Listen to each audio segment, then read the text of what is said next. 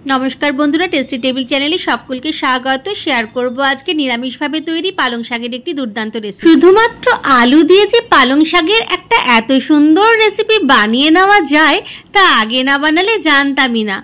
पालंग शाके साधारणत आमरा विभिन्न रकम सब्जी और बड़िर व्यवहार करे थाकी। आजके बानाबो बिना सब्जी और बिना बड़िते आलू दिए शुधुमात्र एकटा दारुण रेसिपि पालंग शाकेर। प्रथमे आमि फ्राइंग पैने 1 चामच तेल दिए निয়েছি। तेलेते फोड़ने दिलाम 5 फोड़न और शुकनो लंका। 5 फोड़न और शुकनो लंकाटा एक फाटते शुरू करले एर मध्य दिए दिलाम चौको छोटो करे काटा आलू। आलूटा एकटुखानी नाड़ाचाड़ा करे नेब, एकटुखानी भेजे नेब।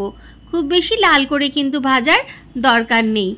एकटु नेड़े चेड़े निये एर मध्य दिए देब हाफ चामचेरो कम आदा। आदाटा आमी एकटु हामानदिस्ताय থেতো করে নিয়েছি। আর সাথে দিলাম একটা কুচনো কাঁচা লঙ্কা, দিলাম ছোট একটা টমেটো যেটা আমি চৌকো ছোট করে কেটে নিয়েছি। টমেটোটা গলে যাওয়ার জন্য সামান্য একটুখানি নুন দিলাম। 3-4 মিনিট সবকিছু একটু খুব ভালো করে নেড়ে চেড়ে নেব মিডিয়াম টু হাই ফ্লেমে। তারপরে এর মধ্যে দিয়ে দেব বেসিক মশলাগুলো, হলুদ গুঁড়ো, লঙ্কা গুঁড়ো, খুব সামান্য লঙ্কা গুঁড়ো দিলাম, আর দিলাম ধনে গুঁড়ো আর জিরে গুঁড়ো একটু বেশি করে। আরও একবার সব কিছু খুব ভালো করে নেড়ে চেড়ে নিলাম মশলাগুলোর কাঁচা গন্ধ যাতে চলে যায়। মশলাটা কিন্তু পুড়লে চলবে না, মানে লো ফ্লেমেই মশলাটাকে কষতে হবে। জলের ব্যবহার এখানে করব না, যেহেতু টমেটো আছে মশলাটা লেগে যাওয়ারও সম্ভাবনা থাকবে না। একটু 2-3 মিনিট নেড়ে চেড়ে নিয়ে এর মধ্যে দিয়ে দিলাম ছোট করে কাটা পালং শাকটা, দিলাম সামান্য নুন, আগে নুন দিয়েছিলাম সেটা মাথায় রেখে ভালো করে নাড়াচাড়া করে নিচ্ছি।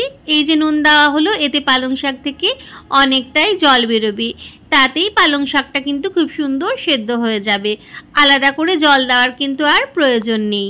খুব ভালো করে সব কিছু মিশিয়ে নিচ্ছি যাতে পালং শাকের গায়ে সমস্ত মশলাটা লেগে যায়।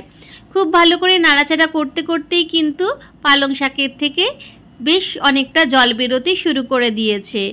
আর একটু ভালো করে সব কিছু মিশিয়ে নেব, তারপরে একটু ঢেকে দেব। 15 মিনিটের জন্য একটু ঢেকে দেব। পালং শাক সিদ্ধ হতে খুব বেশি সময় লাগে না। ঢেকে দিলাম। 6-7 মিনিট পর ঢাকাটা খুলে নিচ্ছি। দেখুন কতটা জল বেরিয়েছে। আলুগুলো আরেকটু সিদ্ধ হবে, পালং শাকটাও আরেকটু সিদ্ধ হবে।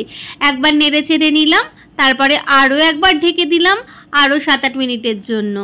7-8 মিনিট পর ঢাকা খুলে নিচ্ছি। অলমোস্ট রেডি হয়ে গেছে পালং শাকটা। আলুগুলোও কিন্তু বেশ সুন্দর এবারে সেদ্ধ হয়ে গেছে। শেষকালে একটা মেন ইনগ্রেডিয়েন্ট দিয়ে দেব, যেটা সাধারণত পালং শাকে কখনোই আমরা ব্যবহার করে থাকি না। দিলাম হাফ চামচ বাটার আর দিলাম সামান্য পরিমাণ চিনি। পালং শাকে একটু চিনি দিলে টেস্টটা বেশ ভালো লাগে।